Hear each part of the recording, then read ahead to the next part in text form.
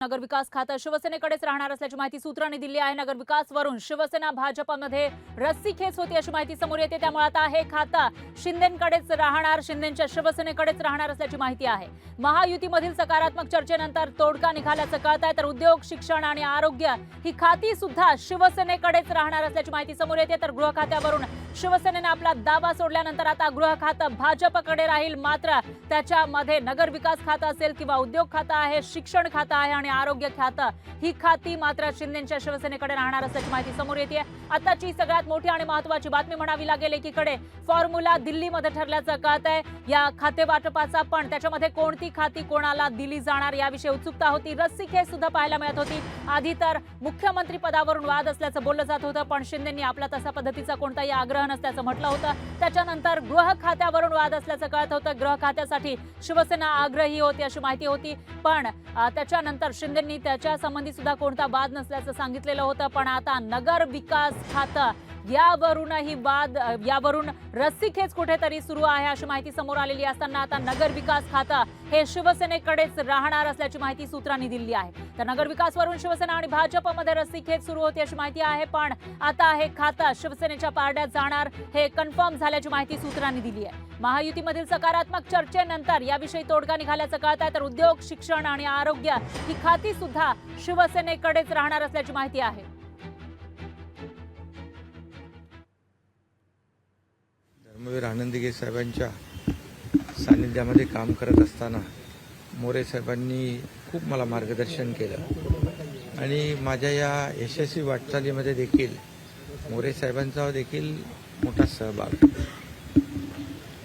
खरं म्हणजे प्रत्येक कार्यकर्त्याला दिघे साहेब गेल्यानंतर आधार देणं, त्यांना शिवसेनेचा पक्ष संघटना वाढवणं आणि त्यासाठी अहोरात्र मोरे साहेबांनी काम केलं आणि प्रत्येकालाच आपल्या परिवारातलं मानलं। आणि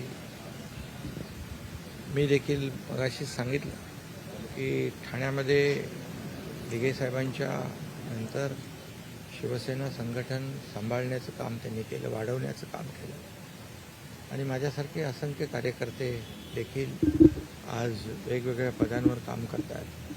त्याच्या पाठीशी देखील मोरे साहेबांचं सहकार्य, त्यांचं मार्गदर्शन होतं आणि अशा या खरं म्हणजे एक कडवट बाळासाहेबांच्या, दिघे साहेबांच्या विचाराचा कडवट शिवसैनिक आज आमच्यामध्ये नाहीत।